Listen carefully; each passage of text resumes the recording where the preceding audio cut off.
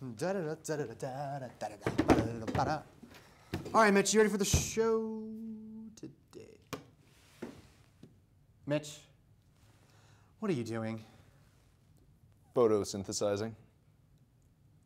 You know, Mitch, sometimes I don't even understand what you do, why you're here, how you got here, or anything. I am one with nature.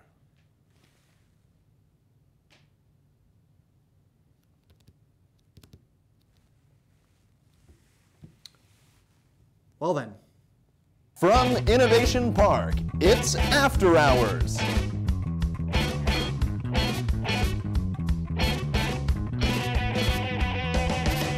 With Jordan Tracy and Mitch Strasser.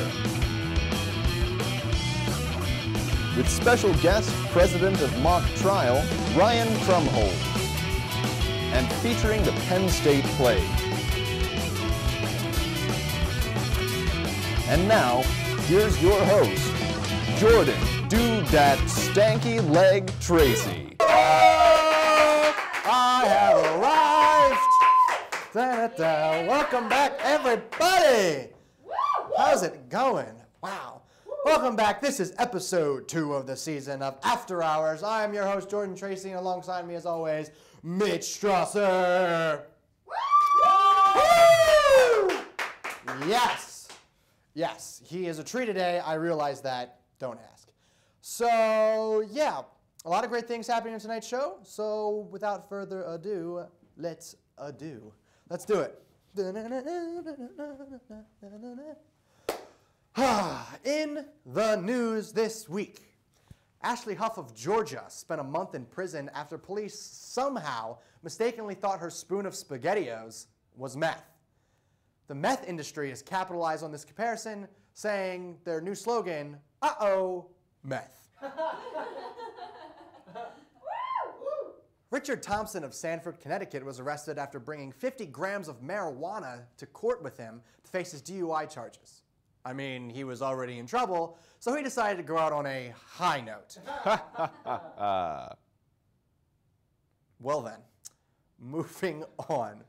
A teenager in Kyrgyzstan had emergency surgery to remove a 9-pound hairball from her stomach. Doctors finished the surgery and proceeded to spray her with a bottle and shout, "Bad kitty, no, no, no." So Joe Biden has done it again. After a student vice president introduced himself to ask Biden a question, he was stopped instantly when Biden offered a, "Isn't it a bitch?" in reference to the job of vice president.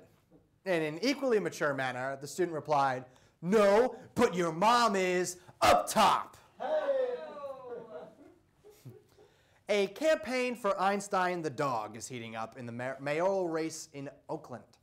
Occupy Oakland activists have strongly been pushing for his candidacy. Although illegal, I'm pretty sure most politicians are already known for chasing tail. Good old Elliot Spitzer. Lovely.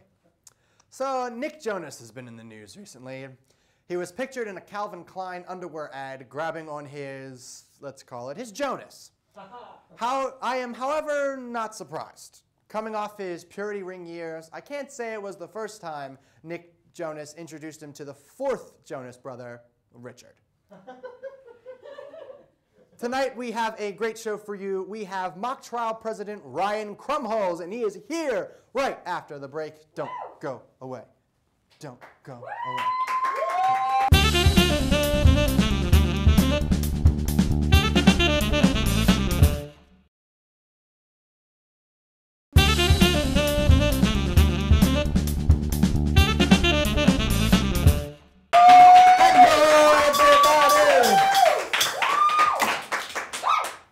Yes, it sounds like there's 10,000 people in here, and there is. So welcome back to After Hours. We have a very special guest this week from the mock trial team, Ryan Krumholz. Hey!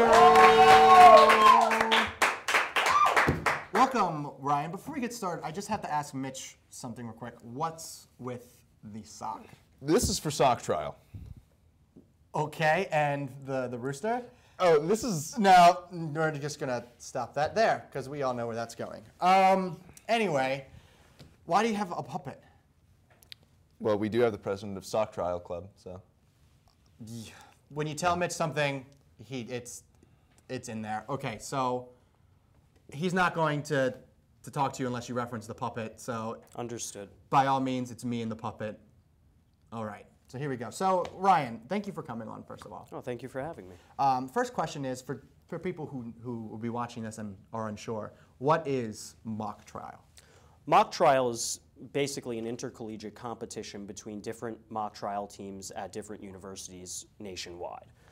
Essentially what we do is a simulated trial where we have 3 attorneys and 3 witnesses on each team, and they compete within the parameters of a point system, and they put together case theories that are judged by attorneys and judges. So what got you interested in joining mock trial? Well, most people become interested in mock trial when they're in high school because many high schools have mock trial teams. My high school did not, so when I came to college, I didn't find out about the mock trial team until my 2nd year here.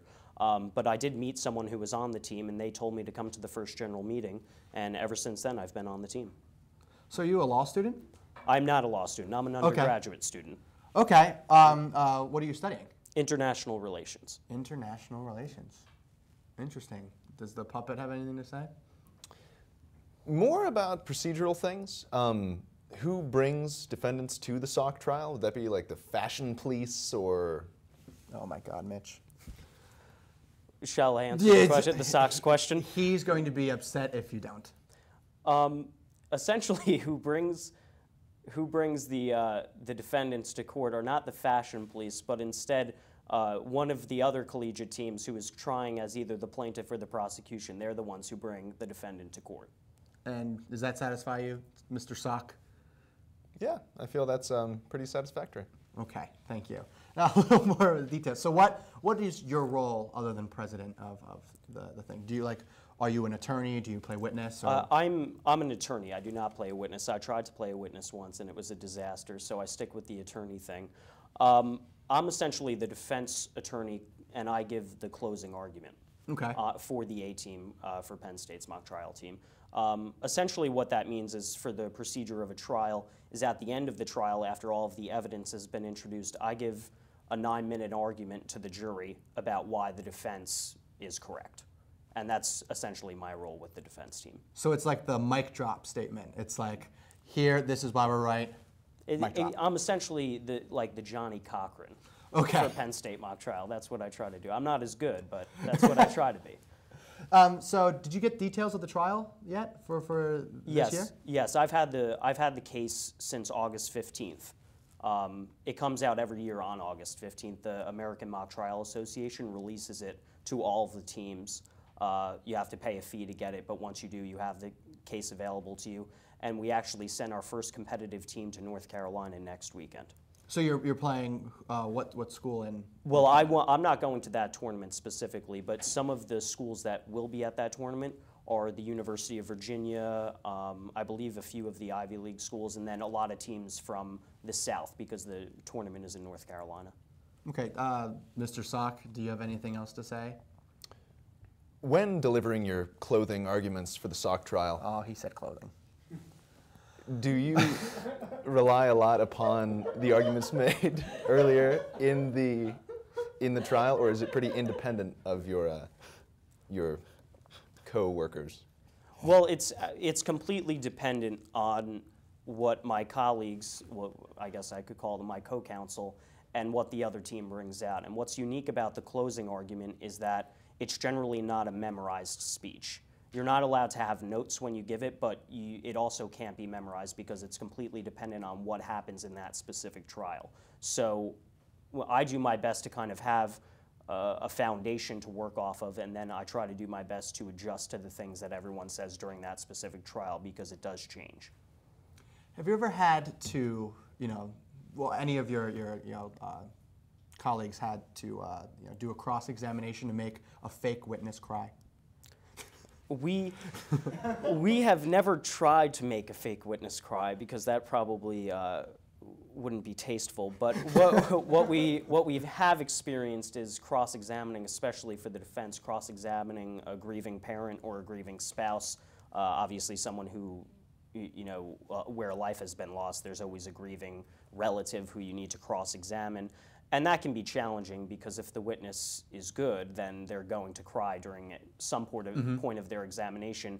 And usually it's on cross-examination to try to trip you up. So yeah, we do deal with that from time to time, but we definitely pride ourselves on being able to adjust to that and be sensitive to that, because at the end of the day, it is theater. So you need to be able to adjust to the fake crying, even though everyone knows it's fake. You need to be sensitive to the fake crying. So we try to, handle that on a case-by-case basis. We had a mock trial team in my high school, and I did it my freshman year, and there was a witness who had it was actually the key witness, and there was no like grieving or anything, and our one lawyer actually made them cry, because we tripped them up so bad. It was really interesting. We've definitely had instances of witnesses taking the stand and being cross-examined very hard, and if they're not experienced and they're not used to that, or if the attorney's not being professional, we've had witnesses, not on our team, but other witnesses who we've seen cry before because they feel very uncomfortable. So we do run into that from time to time, but everyone generally understands that it's not a personal issue at all, and that people are just doing it because they need to do it. So generally people don't cry. But do you find cross-examining easier when it's an Argyle witness? I'm not sure that I understand what an Argyle witness is, but what I can say is that cross-examination is never easy, no matter what type of witness it is. But so I'm sure that crossing an Argyle witness would be difficult, yes. I would like to first thank you for being here, Absolutely. and second, apologize for you having to deal with the sock trial. Absolutely, that was an interesting twist. I enjoyed it. When he gets rolling, you can't stop him. So a special thank you to Ryan Krumholz for being here. Mock trial, if you wanted to join, can you just tell them how to join mock trial if anyone is interested? Well, at this point, the tryout process is over, but we always accept people who want to come watch our practices or any of our tournaments that we host here at Penn State. 2 weekends from now, we actually host a tournament at the law school and the business building. So feel free to come out and watch that, and that's how you can get started. Well, thank you very much, Ryan. Thank you. Ryan Krumholz, everybody. We'll be right back after this.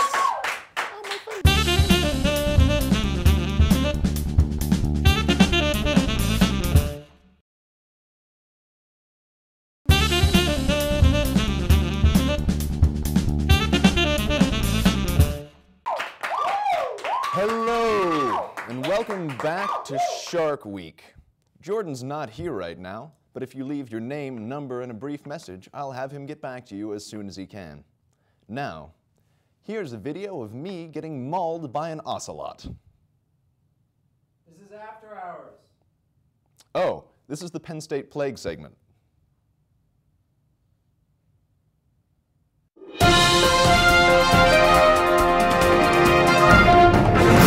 Welcome to the weekly news report. This fall, the Penn State Plague has taken a turn for the worse, and students across campus are being infected. We're not. We're not. We're not. We're not! Students seem to be very susceptible to infection, as it is quickly spreading from one peer to the next. My one friend brought it to my attention, and then my other friend brought it to my attention. It just, really speaks to me. And then another friend brought it to my attention, and then I joined them. However, some students have remained immune to the infection. We're not. Whatever. While it seems to be terminal for others. It's 1 o'clock.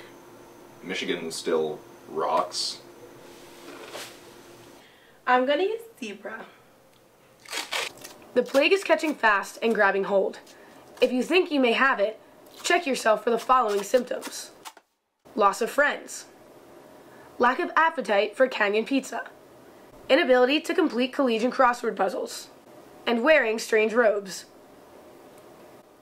Will this be the plague that brings Penn State to its demise? That's up for the student body to decide.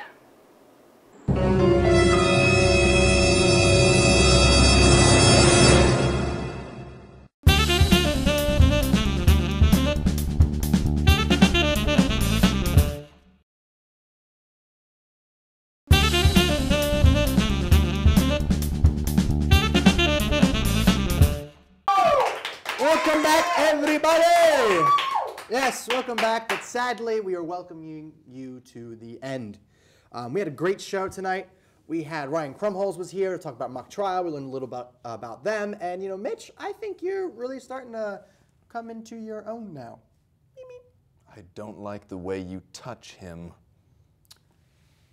Well then, I am scared, and hopefully I will see you back next week. Take care, everybody!